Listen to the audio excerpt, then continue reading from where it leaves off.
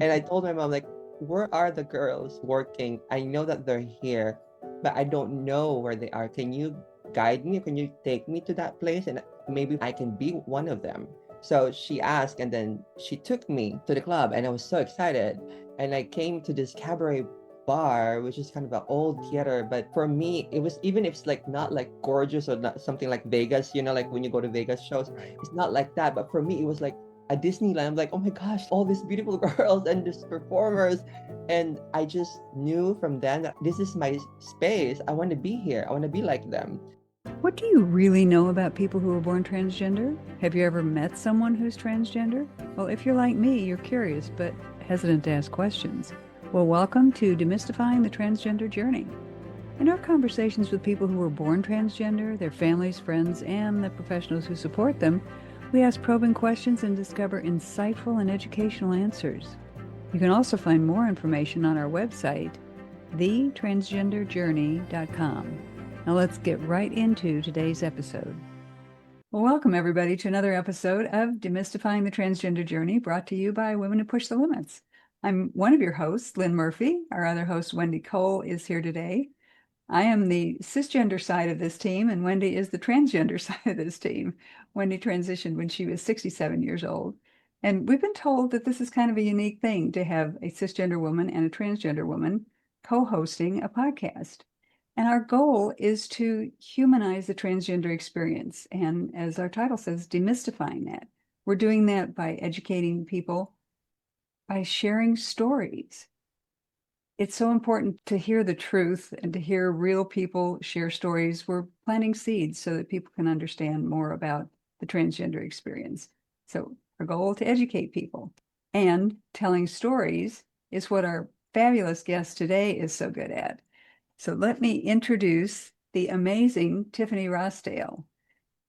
And Tiffany is a Tokyo-based actor, producer, and LGBTQIA plus advocate with over 3 decades of lived experience in Japan. Originally from the Philippines, she's a transgender woman and powerful, powerful storyteller. Tiffany is known for her authenticity, emotional depth, and unwavering commitment to visibility and inclusion. She's fluent in Japanese, English, and Tagalog, allowing her to connect meaningfully with very, very diverse communities.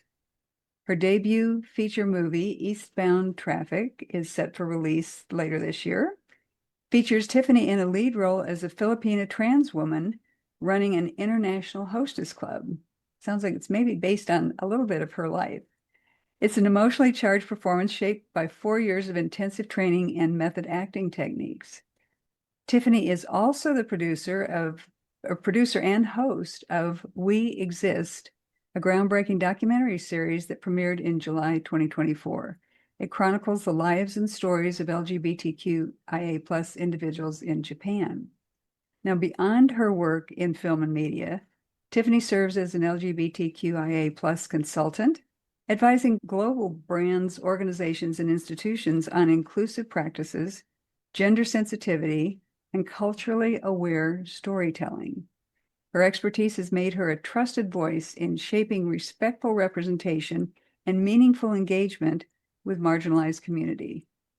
Tiffany is the host of her own long-running Breakfast with Tiffany Show podcast, where she shares empowering conversations with LGBTQ community individuals from around the world, promoting wellness, authenticity, and global solidarity.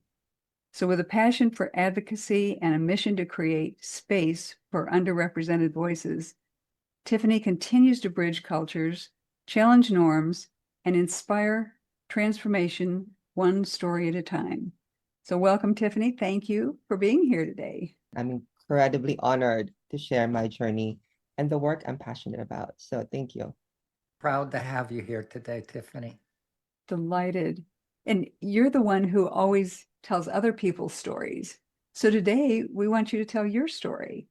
So tell us a little bit. You said you were born in the Philippines, you moved to Japan, and I know you had a career that wasn't exactly your cup of tea to begin with. So tell us a little bit about your background and how that got you where you are today. Oh, that'll be a long story. But to simplify everything, yeah, I grew up in the Philippines. I was in the Philippines until I was 18.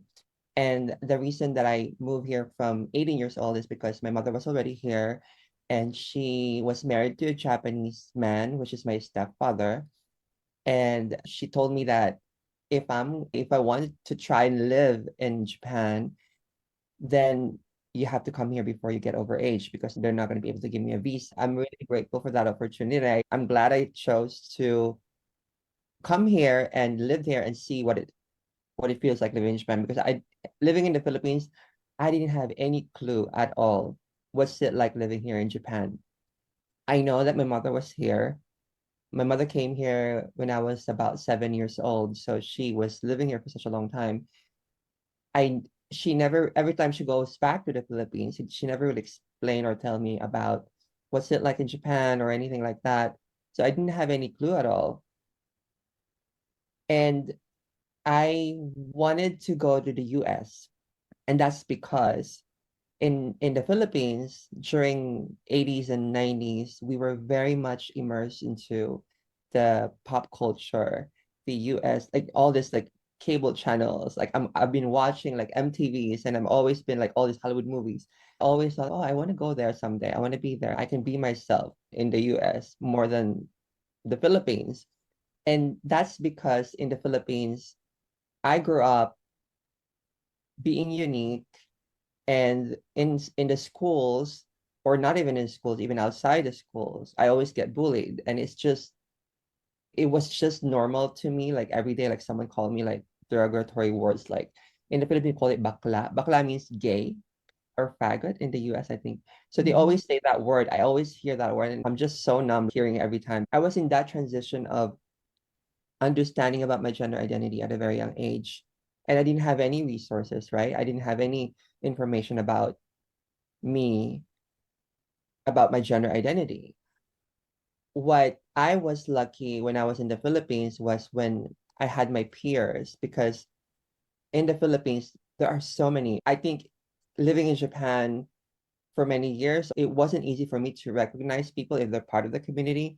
But in the Philippines, because we're so much presence in I'll not say every class in the Philippines has an LGBT person, but I see them around and like connecting with them and forming a group together. And suddenly we became a dance group that we were joining like different dance contests. And it's been my core group of being myself and not thinking about like who I am. Because my family, my mother's relatives who's taking care of us, didn't really wanted to accept, I guess, me for who I am. So whenever I'm with my peers, I always feel like, it's so much fun. We always had a good laugh. We create this amazing dance steps. So it's been great that I have that because that's been a place for me where I feel safe that I can be who I am and I can also be expressive about my identity. Although I'm still in that transition, like, who am I really? And then every time we join the dance contest, and in the Philippines, we always have like this fiesta, which is every town has their own fiesta. And we would join like contests, and normally they would have like singing contest, dance contest, Miss Gay Beauty contest. We call it, they still call it Miss Gay Beauty contest, which is a transgender pageant. And then I saw beautiful women joining that contest, and I always been intrigued, like, why? Like, how can they be so beautiful and how can they transition like this, like to be a fully passable, beautiful transgender woman? And I always heard that they all always go to Japan to work and stay in Japan for a little bit and they would come back to the Philippines. And because in the Philippines we don't have the job that we can do. I think there are a few of my friends who's doing like hair stylist or hair and makeup. But in the Philippines, because we don't have any law, we don't have any rights. So like there's no, representation like seeing people from the community or transgender women like, working in different kinds of fields or industries. So So, Did they go to Japan to transition?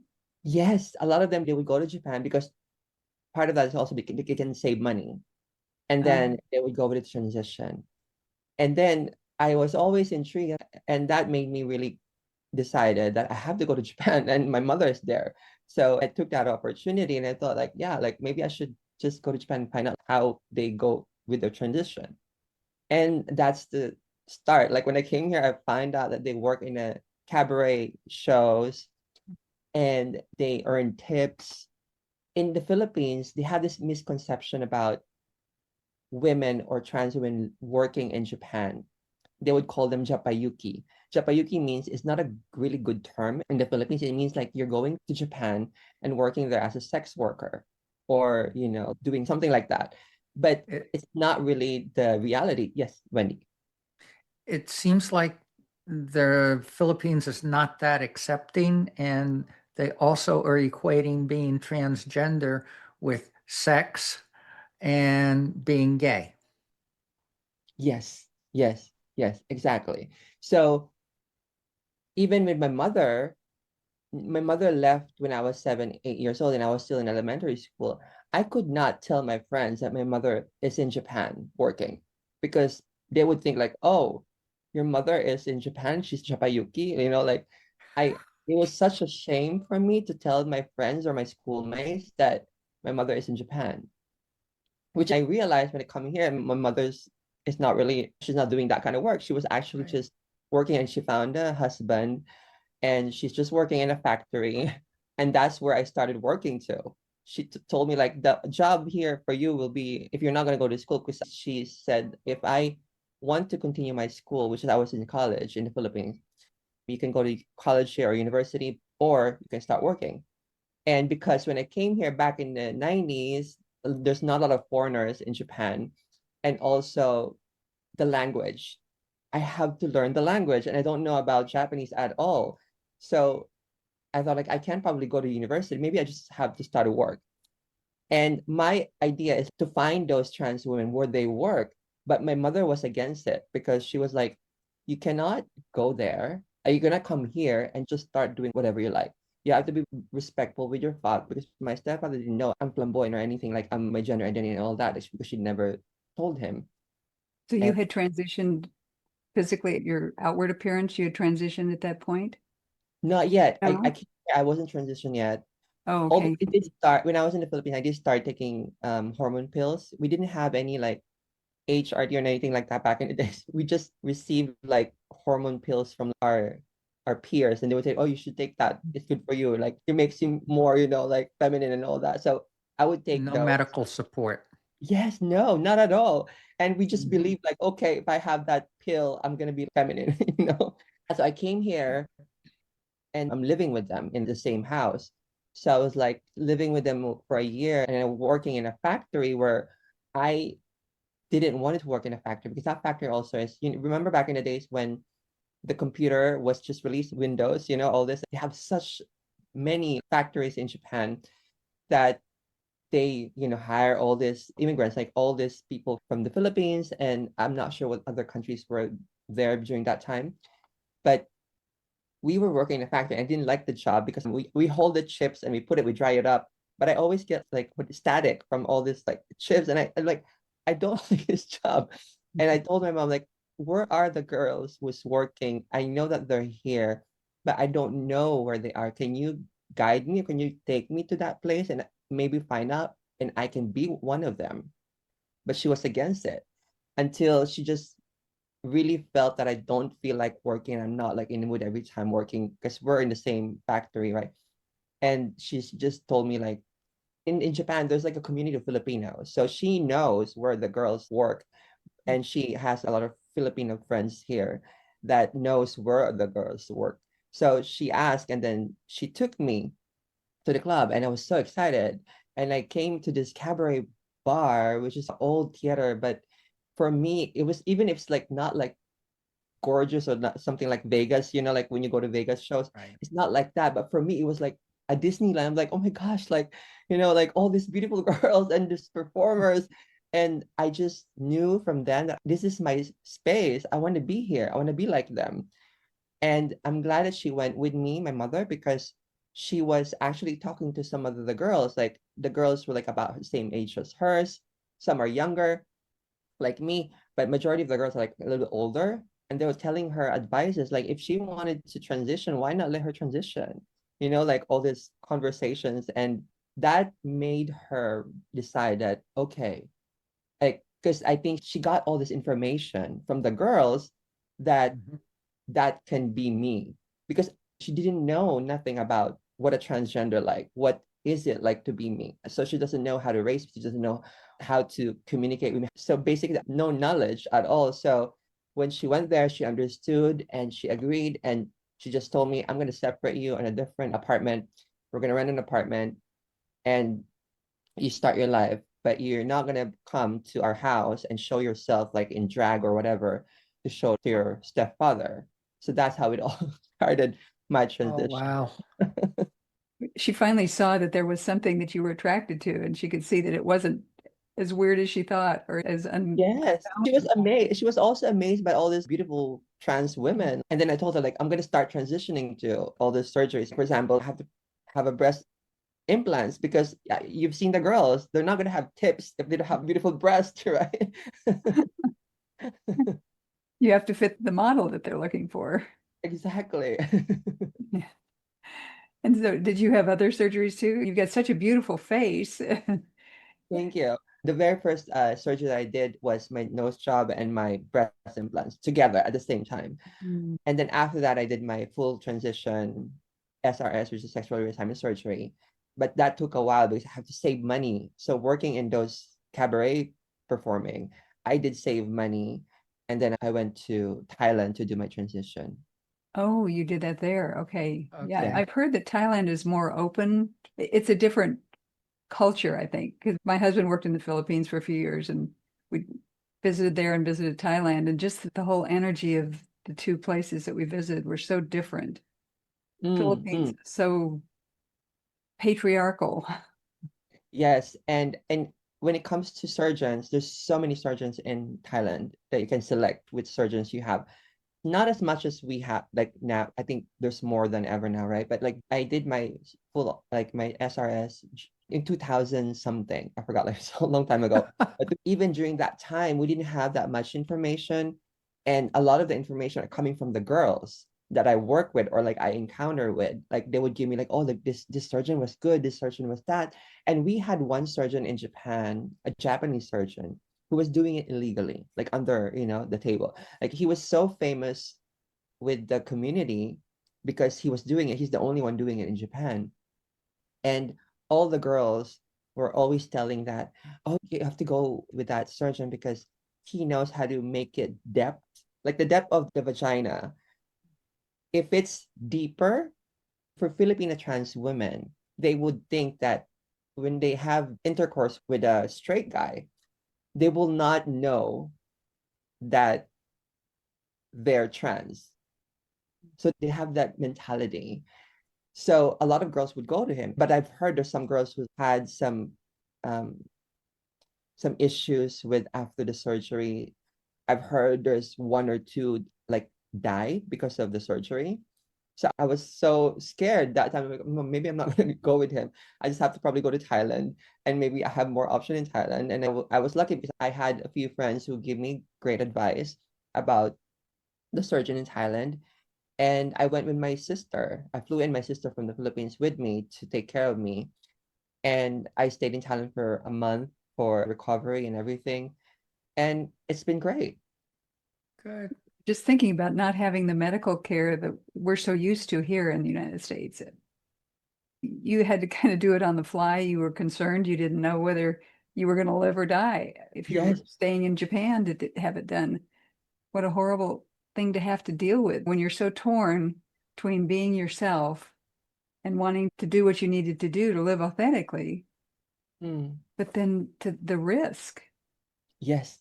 So that's great that you brought it up, Lynn. Thank you. I'm not sure if Wendy felt that way because maybe when Wendy did her transition, correct me if I'm wrong, Wendy, it maybe because you have so much information when you did already. Like during my time, I didn't have that much information. So even when I went to Thailand, even knowing that the surgeon walked me through everything about what's going to be like, I Mhm. was so scared and I was crying before the day I was doing my surgeon because I cannot go back once I do it.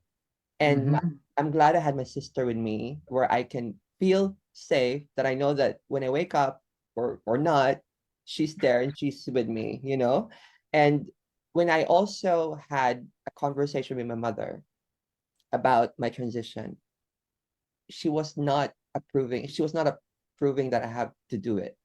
Mhm. And that's when I really knew that my mother was really accepting of who I am, because I was just asking her about maybe like, okay, you know, good luck or anything like that, but she didn't give me any words that will encourage me to do the surgery. She rather put it in all in a negative, like, you're gonna regret it, you're gonna, you know, all this. Okay.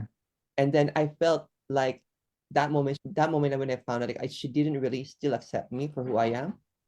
And of course, that's because of lack of knowledge about Right. how a transgender life should be. So Mhm. I'm glad I had my sister who backed me up and supported me with all this, and I felt safe. And after my surgery, I went to the Philippines also to talk to my dad, although he knew already that I went to transition, but he was more accepting. He was like more understanding, even though he doesn't understand.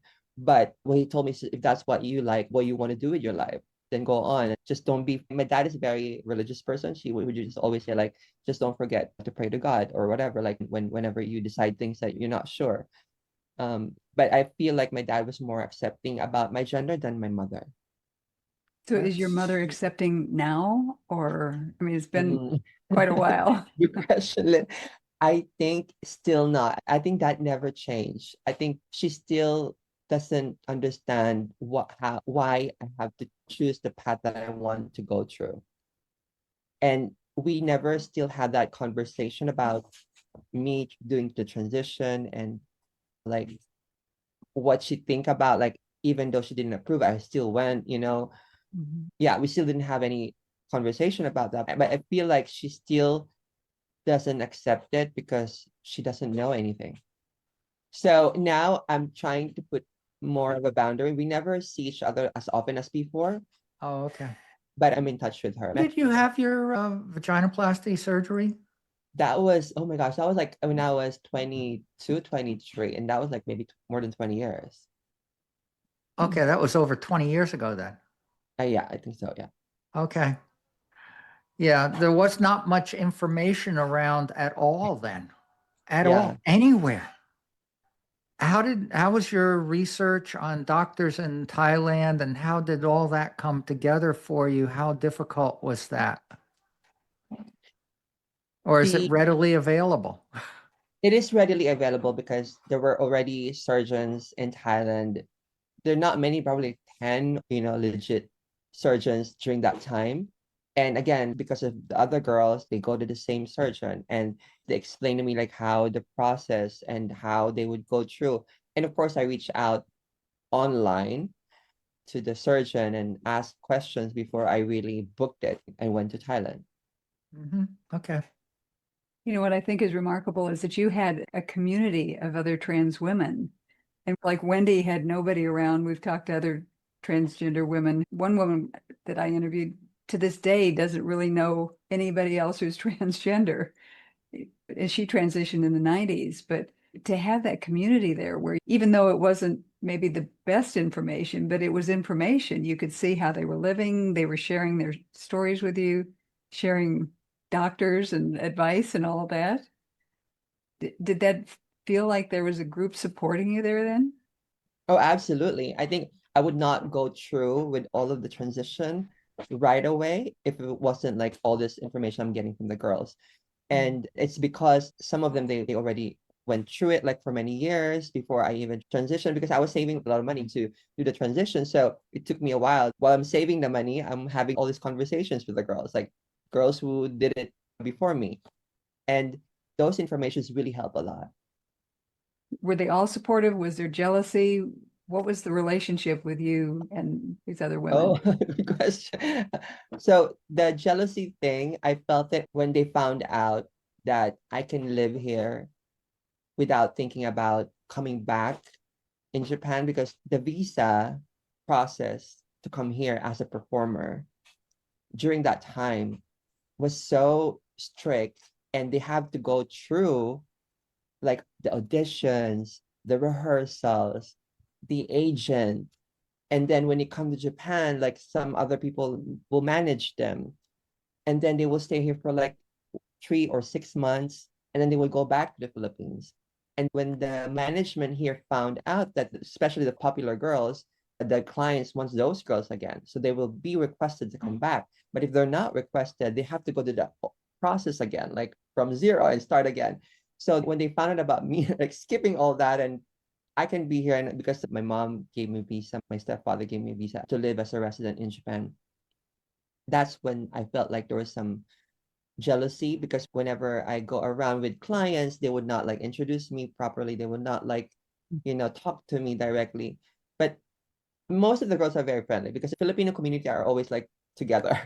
But, because they have to work hard, they're very competitive when it comes to working, especially Okay. with tips. I have a picture that your community is largely other Filipino girls. Mhm. Are there Japanese girls? Great question, Wendy. The very first time I worked was that place that my mom took me, right? And I worked there for a year. And then I realized, because of all these jealousies, all this, like the girls are not liking me that much, I moved to different places of the kind of the same vibe. And then I found one place that I worked for like at least I worked there for more than 10 years. And that's the place that I'm only the Filipina trans woman, and they're all Japanese. I Okay. felt like I'm more okay, because probably because I'm different and they cannot like really control me. Of course, there's hierarchy between the girls who works there before than me, but I didn't care as much as, like, Okay. for example, if a Filipina trans woman like will do that to me, I feel like, why we have to do that to me? Like, I thought like we're the same country, we have to support each other. But for Japanese, I would be like, oh, whatever, What was the biggest challenge with your transition? And the biggest challenge, I would say that accepting myself really fully, because when I did my sexual reassignments, my SRS, I I started to think that, oh, I can be just a woman. I don't have to like, share my identity of being a transgender to anyone. And I built that different persona of me. Right. We don't have to be out there telling ourselves that we're trans. And part of that is also the safety, because I had experience a few times. I went to the US not letting someone know that I'm trans, and I almost got killed after they found out I'm trans. So that also made me realize the safety. Where is the right timing? Like, when should I tell? Because when it comes to sexual preference, I prefer um straight men, cisgender men, right? So I would always like go for them, but then like they're not either interested to trans women. So that acceptance of me being a transgender woman took me a long time, after making that persona of, I don't have to tell them I had a relationship, right? When I told them I got heartbroken because they didn't accept me for who I am. So I think that transition was the most difficult and challenging for me, rather than the physical transition that I had. I think in something that you said, or something that I read, the man who broke your heart was really a tough thing for you to get through. Was that the Yes, one you were just speaking of? yes, yes, exactly. And I always look at things that happen like that and think, what's the lesson that you learned from that? The lesson I've learned from that is like really accepting who I am, for the person I am. If the person is not going to accept me for who I am, then I think that's not the person for me. And I don't have to live in a lie where I have to hide myself because they will not accept me. Basically, I'm looking for approval, right? Like, from them, if they're gonna accept me or not. And of course, I came to the point now, like, I don't have to do that. I have to just really fully accept who I am, to be able to have the person that really accept me for who I am. Okay. So you identify as a heterosexual female. Mm. Same here. Yes. I dated I for remember that. 2 years, 2018 and 2019, and everything was fine. The one thing that I've experienced was that constant little nagging voice in the back of my head going, what if he finds out? Yes. And what I didn't realize is when I put myself online in 2020, by the end of that year, the last guy I dated found me. And it was kind of a freak out. And that's the way my social life has been ever since. They can Google your name, they can Google my name. And when you Google us, everything comes up. So I just prefer actually to just get it out of the way up front.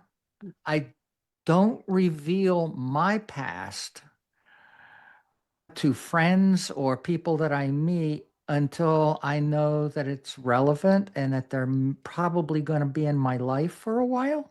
Is that pretty much the way you handle it too? I'm just Yeah. curious. Absolutely. I really Yeah. agree. Like being upfront, you'll know right away if they're for you or not, if you're very upfront and telling them about your identity. Like you don't have to tell all your past and all that. Of course, if you become in a relationship, That's the different story. right, that they would Yeah. understand you and be more supportive, then I think that's where you can probably share more. Mm-hmm. Well, that's So, the whole idea of being open in the relationship is now that's a non-issue. Mm. They're okay with us and we can go forward and have a normal relationship like any other couple would. so do you find it easy to date, difficult to date, or do you just avoid it altogether? Lynn, I love your questions. It's still up until now, it's still not easy for trans women to do dating. And I also know that because I have friends who I actually have communication about their dating life. And for trans women, it's very much a challenge. Although there are friends of mine who also have successful relationships, but majority still is not easy to navigate, especially if you're looking for a straight person to be in a relationship. I have a friend who was convinced before surgery Mm, she was going to date nothing but women. Men mm. were gross. Since her surgery, she's dated nothing but men. And it's 8 years now or so. And her boyfriend moved in, dropped the L word, and then she decided to tell him. Mm, So they've been dating for like 6 months to a year. And he had no clue, no idea.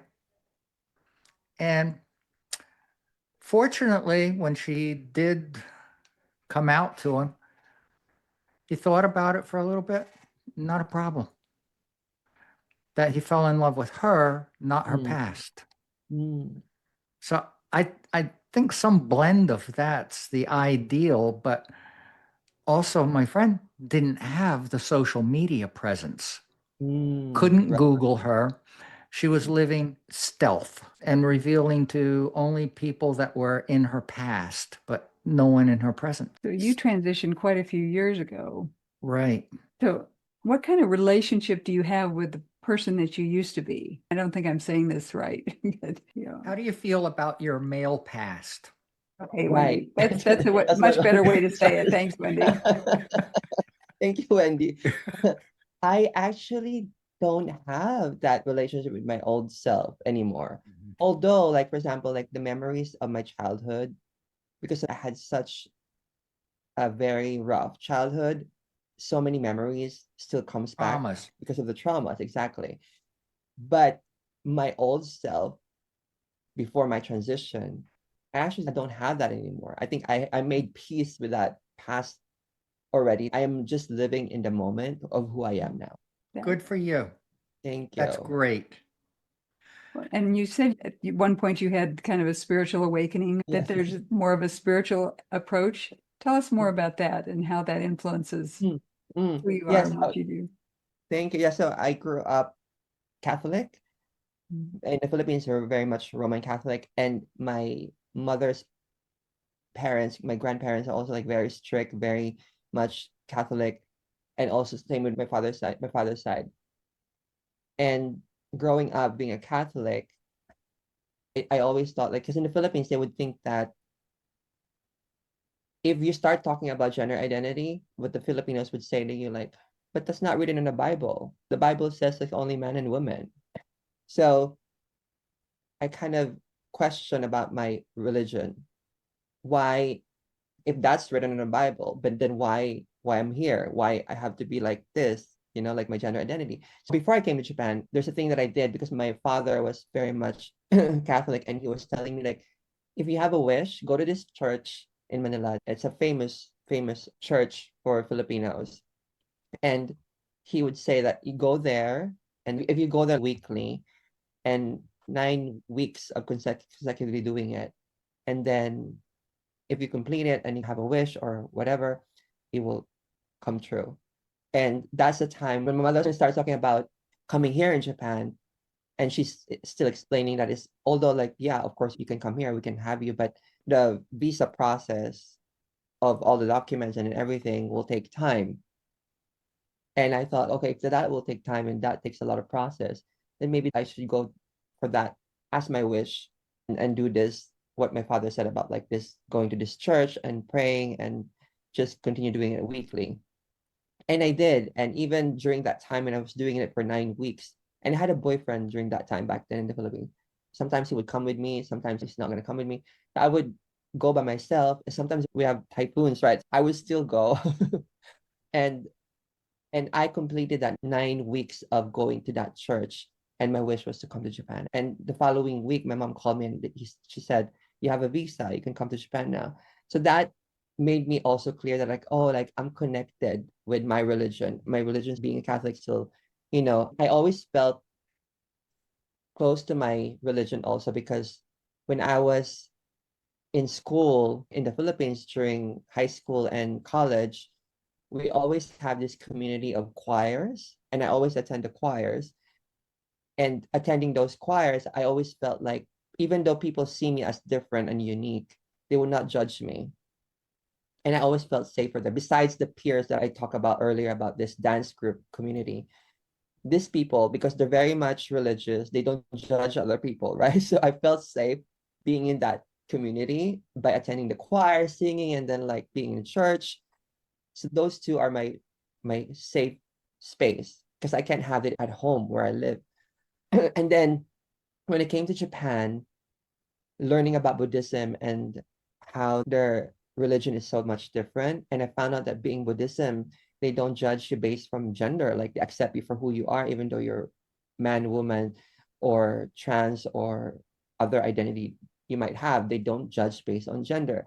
And that made me open to understanding more. I'm still learning. I still need to learn a lot about Buddhism, but I think because I live in Japan for many years, I live over 28 years, going to a temple, going to a shrine, just paying respect and just understanding what the Buddhism religion is about is showing respect to the culture and Japan because of me being able to live here for this long. Every year I would stay in a very peaceful temple on my New Year's Eve, like doing some activities with the Buddhist priest and morning chantings and all that. I always felt safe, and I always felt like my year always re-energized, and I'm always healed and everything. That's like my ritual now, like going to a temple and staying there for a week and then coming back. Although I'm still in touch with churches here in Tokyo too, for Catholic church.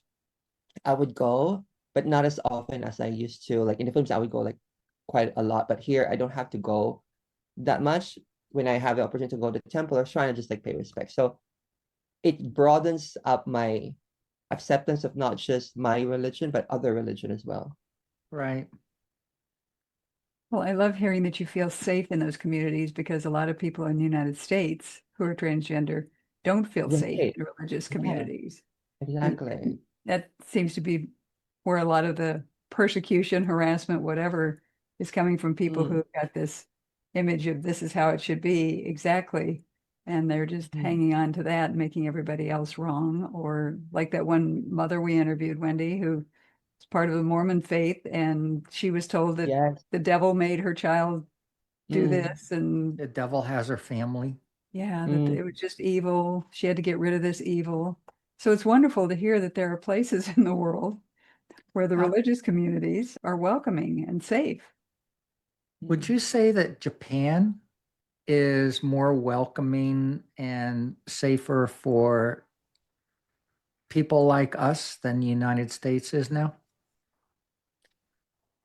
Wendy, so I told earlier that my original plan was to come to Japan and maybe just live here, and then I really wanted to go to US because I was immersed in American culture and pop culture. I really wanted to go to US. And then when I start traveling from Japan, going to the US, I already lived here.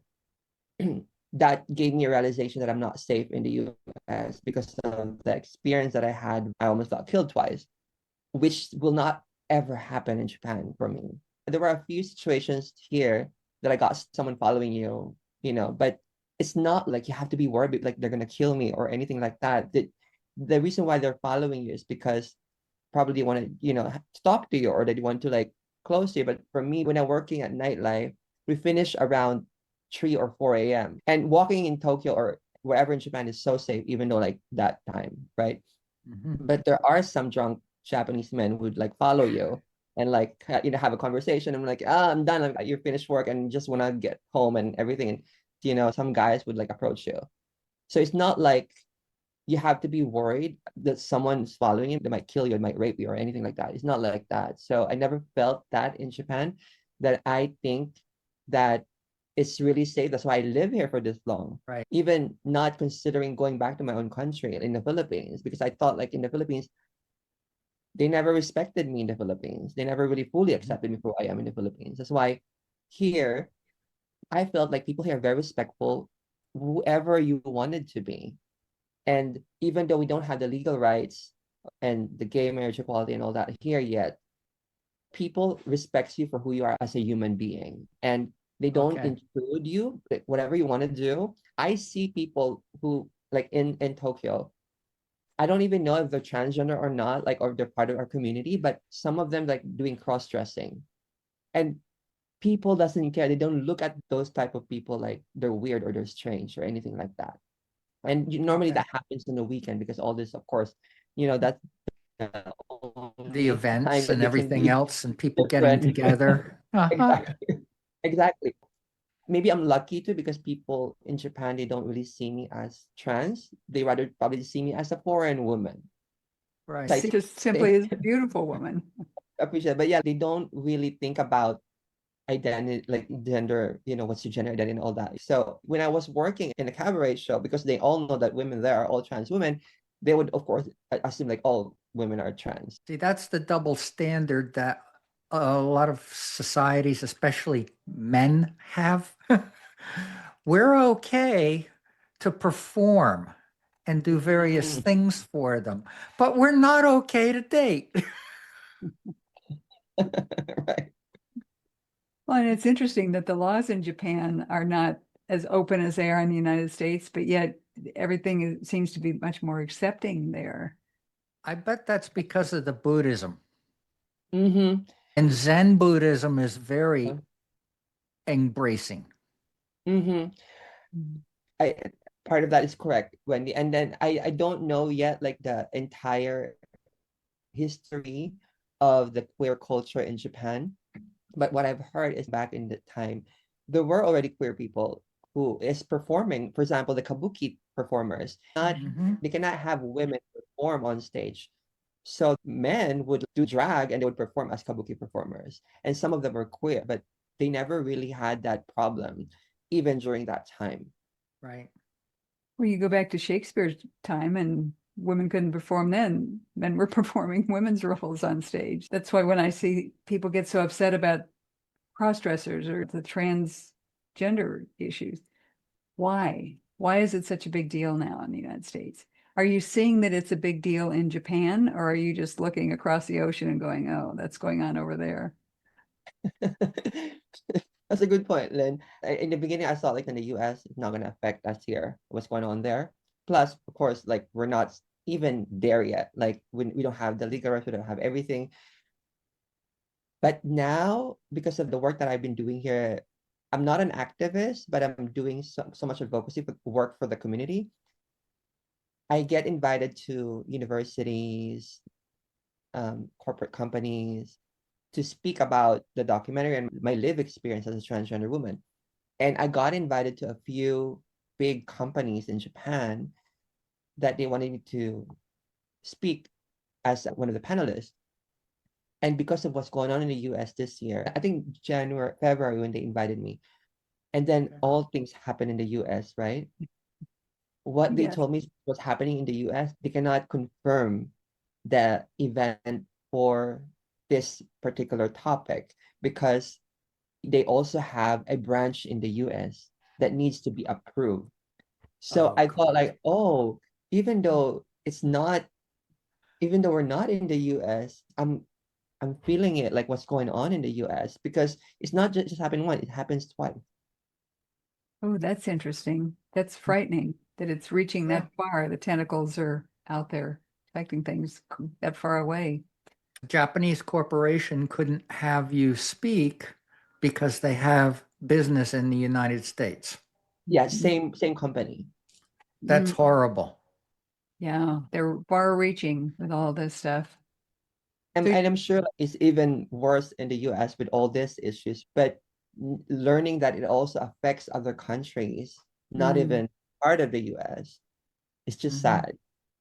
yeah. So even though you have, as a transgender woman, you have no legal rights, no legal ID, and have to use your old ID, you're still better treated and better respected and better accepted than you are in the United States, where we have all that stuff. That's Absolutely. amazing. Yeah. Yeah. That's why I live here, Wendy. Talk about whacked out. I So mean, you still have to use your gender assigned at birth on your I have passport. in Japan though, they have a system that if you do all this the reassignment surgery and all that, they can change your gender mark and Oh, name. But because I am not a Japanese citizen, I'm still oh, a Filipino citizen. In Philippines, we don't have a law in the Philippines that you can change your gender mark or your name. interesting. So when you travel, you have to travel under your passport. Yes, I want to also share this. Every time I travel in the US, the very first time I was traveling there, like when US doesn't really focus on LGBT and all that yet, coming from Japan and traveling to the like the US early as my, 2000s. yes, exactly. During that time, they would always interrogate me. They would always put me in a different room, an hour, just like finding all this, like, what are you gonna do in the US? And why are you bringing like your heels and your clothes? I'm like, traveling, like all these questions. Because I think during that time they have this misconception that all women, trans women coming from Asia, Mm. is gonna work in the US as sex workers. Mm. And I understand that, but not all of us are sex workers. And I always tell Right. them, like, I have my return ticket. I always show them my return ticket. I have my return ticket and I don't even want to live in the US. I just want to come here and, have a vacation and go back to Japan. So this was all happening now in the US, Wendy and Lynn. Like, I don't feel safe to go again. Like, because after all these legal rights were approved in the US, gay marriage equality, all of those integrations stop whenever I travel to the US. Just like checking, okay, like they let me in. But I think now, I think it's gonna go back to that interrogations and all what happened in the past, which I don't want to go back because it was just trauma for me. Every time I land in the airport, I've always felt like, oh my gosh, they're gonna interrogate me again. I don't feel safe. Now, there are a lot of people who don't feel safe coming to the United States. A lot of these countries are saying there's any chance that anything could be questioned, don't even go. So economically, that's affecting the United States thanks to the current regime. But hopefully we will get past that in a few years. Hope. Yeah. Well, what surprises you the most about your life? Oh, this is a good question, Lynn. I think what surprises me is that even though I'm unique and different, even though I'm a transgender person, I can go with my life. I can still live my life and be who I am. Even though, of course, there were challenges. There was so much challenges, especially back in the day. So many challenges I face.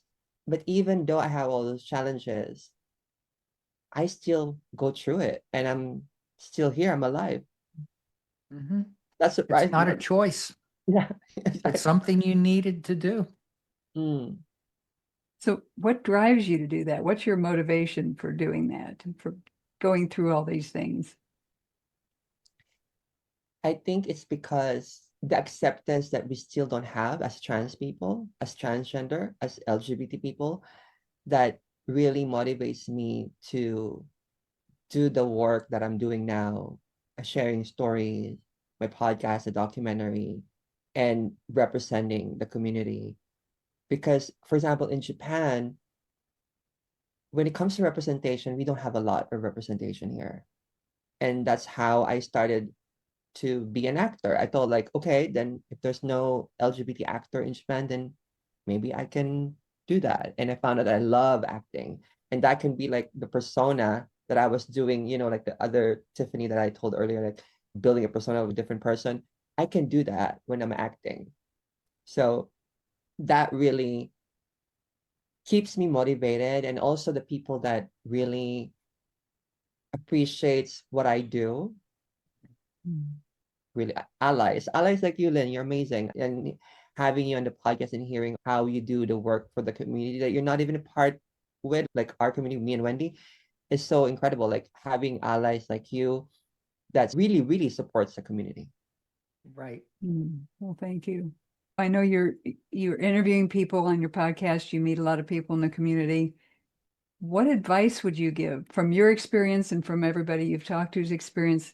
What advice would you give someone who's not really sure whether they want to transition? They're kind of at the point of questioning and struggling with making that decision. What do they do? Why do they do it? What would you tell them? Mm.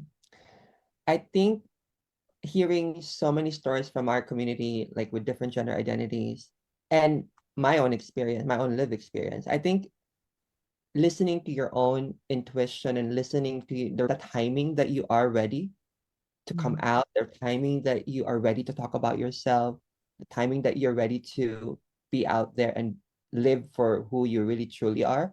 I think that's the most important thing. Just Finding being that self-acceptance. Exactly. Yes, self-acceptance. Yes. Because I always tell people there's also joy on the other side once you're through all the painful stuff. Mm, always, right? It's like always is a joy after. And the painful stuff doesn't have to last that long or be that difficult. Depends Mm, on your whole mindset and how you approach it. absolutely agree. Well, the words that are coming to my mind are things about forgiveness and gratitude too on your journey. Mhm. How do you incorporate that into the transition and into your journey? Oh, I love this question, Lynn. Every year I have a word of the year that I want to focus on. Last year was forgiveness, actually. And I really needed to focus on forgiveness because a lot of that work has to do for myself. And after really understanding about the forgiveness that I need to do on my own, I was able to forgive my mother, for example, because my mother, even though I know that she still doesn't accept me for who I am, I had to work on forgiving her for what she can do, like the capacity of, I don't know, like her acceptance or her mindset or whatever that is. I have to forgive that because if I don't forgive, then, and this is what I've learned, if you don't forgive, you will not come to the point of acceptance. And that year, last year, really helped me a lot to fully forgive. And then I was able to understand fully. For example, my mother, I understand her like, okay, like, yeah, that's probably the reason why, like she was like this, she was like that. And it led me to really accepting that if she cannot change, she cannot change. I cannot do anything. Mhm. You You can't control how she feels. Yes, you cannot, yeah. And what's your word this year? If you're willing to share it. Yes, of course. I always share it on my podcast too. And I make it really special. Like every year I told you guys, I stayed in a temple. I write down in calligraphy. I would select like a Wow. particular kanji, we call it kanji word, but of Mhm. course, when you translate it into English, it means, for example, forgiveness. And that was last year, forgiveness. And this year, I selected the word comfort. Comfort. Okay. Yeah. And tell Comfort, us about that. yeah, because my journey of transitioning from accepting who I am during, and a lot of that work was during COVID. I was by myself. I was reflecting and then turn into like the forgiveness, acceptance, self-love, self-care. After all that, like after all the hard work, like on myself, I think I needed that year of just like, it's time for you to rest and be just like in your comfort and be okay. If things doesn't go through the way that it's supposed to be, then let it just happen. But it goes through the way it will. Mm-hmm. Mm-hmm. And you're taking care of yourself. What a wonderful thing Exactly. to do. Congratulations on that. Thank you so much, Lynn. I like that Mm. because we do need to take a pause occasionally and just regroup, recharge. Mhm. And it's a lot of work being out front and being different. Yes, I agree, Wendy. And I felt it even more when I started the documentary work because so much information that you're getting and also what's happening in the US, what's happening in the UK now, it will drain you. But if you know how to step back and just be like, relax, it'll be fine. Have a rest for a day and you can go back there again. I think you can continue the battle. You have to Exactly. recharge. Well, one other question that I'm thinking of before I ask you if you got anything else, but you mentioned me being an ally and you're Mm. in the community and both of you are.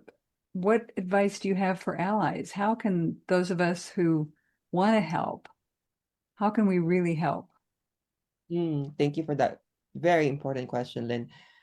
Ally, again, like it's something like you doing your work for the community, which you're not even part of, and really dedicating time, effort, everything. And also you're sharing the stories and going to put it in a book.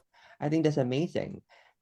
You are one of the best allies I've ever probably met. But for people Thank who you. wants to look for how they can really contribute to the community, I think the very first thing that they can do is just to participate in those gatherings or small events or whatever that is, like they know about the community. Or they can listen to a podcast, they can listen to us, like just listen. They're listening and maybe think about what they can reflect on or what they can get from the conversations we are having, you know? And I think that starts with listening and reflecting on what things that they can't have it that I have. Like Mm. because there's many things that we can't have because we don't have the legal rights, right? And it really, for me in Japan, even though I said like it's safe and I feel safe here, I feel respected here. I think Japanese people lack understanding about the community because they're not a part of the community. They just don't, we're not going to be part of it because we're not part of it. And it's important to know and understand and be part because it's a society problem. And that's why in Japan, there's not many Japanese people are coming out as well because they don't feel like they're going to be accepted by their friends, by their families, or by their coworkers. So they'd rather be like not telling this part of them and, share it to them because they don't feel safe. Hmm. Boy, and just think of the pain and agony that that causes them and the people Mm, around them. Like Wendy mm, was saying earlier, there's a joy on the other side of being who you are authentically. And we've seen that with the people we've talked to and hearing stories and just seeing how you live now and how exciting your life is and all the good things that you're doing. And who wouldn't want that for somebody else? To think of preventing people from living the lives that they want to live. I don't know why people are so upset about that. I would want people to be joyful. I would want people to be happy, mm, to be able to contribute to society more that way. Look at all the things that Wendy's doing that she didn't do before. And I know her story from way back. We've been talking about it. And not just with Wendy, but other people too, about how Right. the drugs and the alcohol and the things that they were trying to use to stuff down mm-hmm. all the turmoil that we feel. Yeah, all of that. I also did that too. Like I was drinking a lot and I was doing drugs back then.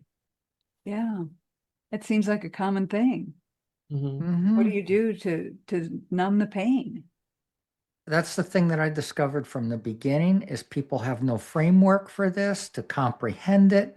They have no knowledge or even where to find the knowledge. So that's where I found that talking with people was so valuable. Yeah. The films and the work that you do, put it out there also. That's what's important. And to make it available to them, and then to make myself available and anyone else to actually talk with people and answer their questions, because so many people can't get answers to their questions from other people who have lived experience. Well, that's why your podcast is so important too, Tiffany. Totally. Yeah, you're doing such a wonderful job there. So thank you for doing that. The films you work on and everything, that's great. Yeah. Thank So you. I'm going to ask you for your contact information, but is there anything before we get to that that we have left unsaid? No, I think we pretty much cover everything. I'm just grateful that I was able to share my story. I love sharing my story, and that's why I love doing the podcast, because on my podcast I get to share all these stories because I'm 46 this year. So 46 of my Wow. life, there's a lot already like I've experienced, and I think I can share bits and pieces on my podcast, and also like by just interviewing people, and also like having this kind of platform that I can share my story. So yeah, I'm really just grateful to have the space. Well, thank you for doing that. So share with our audience how they can reach you, how they can find your podcast. Mm-hmm. Yes, so my podcast is called Breakfast with Tiffany Show. I'm turning 5 years this year. Yes, Congratulations. thank you. And of course, I already had Wendy on my podcast, and I'm going to release the episode of Lynn sometime soon. So definitely check that out. And we had such great conversations. And I love the conversation, especially like when it takes you like hours and hours. So it was great. And the documentary that I'm still working on is called We Exist. It's about the LGBTQ stories in Japan, and it's bilingual, Japanese and English. We released the first episode last year, and we never really planned to do another episode, but because we heard so many feedbacks and comments and questions that we realized that there's so much work to do in Japan. So we continue doing the second episode, which we filmed last year as well. And now we're on the post production and hoping that we could release it sometime this summer or fall, sometime hopefully this year. And then the movie that I was part of, that I've been also looking forward to, because my role is also representing the community, like being a transgender woman. And I think that narrative of being a club owner, like I'm not owner, like club mama-san, we call it mama-san, like the one in charge, sharing the story, because I was also part of the nightlife industry. I had all this like experiences. I get to share those stories for this film. The director really listened to my story, and we were able to put some of the stories in the film, which I'm really, really excited. Great. I really hope that they will release it this year, because it's been 2 years that we filmed it, and they're still in post-production and dealing with all sort of stuffs. So hopefully I they think will release it this year. Well, I you'll think have to that's let us great know. that you're putting your lived experience out there in these films. That's wonderful, because so many times they pick a cisgender person to play the transgender role, and Yeah, that's horrible. yeah, I agree. And where do we find We Exist? How can our listeners find that? Yeah, thank you. So we exist. We don't show it online yet because we're looking for a streaming platform that we can release them. Hopefully, like Netflix or Amazon. Someone's listening from Netflix or Amazon. Or now we have our Instagram account, which is We Exist Japan, that we post some information here and there about the community, about the project, and hoping to expand that more. not just the documentary itself, but more on like just sharing bits and pieces of like what's going on in Japan. Because I think a lot of people, um, not just from the US, but from other countries, are really asking us about what's it like in Japan. Like we never really hear all these stories in Japan of being LGBT. And I think also because of the language barrier, there are documentaries in Japan, there are informations in Japan, but most of them are in Japanese. So I think we want to continue the project by giving information about what's it like in Japan, being a part of the community. So yeah, on Instagram. And last year when we did the first screening of the documentary, we did in-person screenings and also universities. But we also did an online screening, free online screening for everyone, which was so surprising because there was like 70 people attended from all over different parts of the country. So it was very interesting. So maybe we can do that again, host like a free online screening for the second episode. Well, when you do that, be sure and let us know. We'll put it up on our platforms and we'll Yeah. blast it out there because I think that's a fascinating thing to do and very important. Thank you so much. All right. So Wendy, anything else before we sign off for today? Thank you for joining us today, Tiffany. It was really a pleasure seeing you again and hearing more about you. Oh, thank you. I just wanted to say also that thank you for this very meaningful conversation. I truly, truly believe that change begins with visibility, empathy, and collaboration.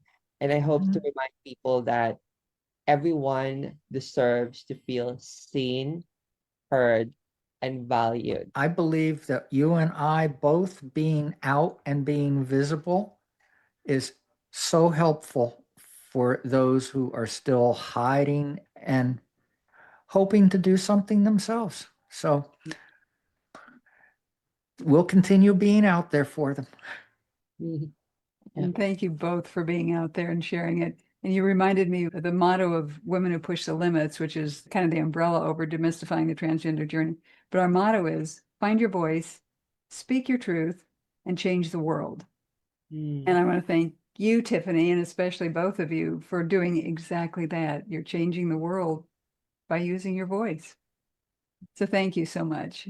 And then let's thank our audience today for being here, for joining us for this fabulous conversation with Tiffany Rossdale. We've talked about so many wonderful things, and I know that you have enjoyed this conversation. So share it out, subscribe to our YouTube channel, our podcast, wherever you find your podcasts. Like us, subscribe, review, do all those things to help those little AI bots put our platform out there more. We are trying to get the word out to people, to educate people about what it's like to be transgender here on Demystifying the Transgender Journey. So thank you for being here today. My co-host, Wendy Cole, and I are just delighted. I'm Lynn Murphy. Remember to be kind and be curious. Thank you for joining us. See you next time. Thank you for joining us today on this episode of Demystifying the Transgender Journey. Remember to subscribe so you don't miss a single episode of our fascinating interviews. You can also find more information on our website, thetransgenderjourney.com. So until next time, stay curious and stay kind.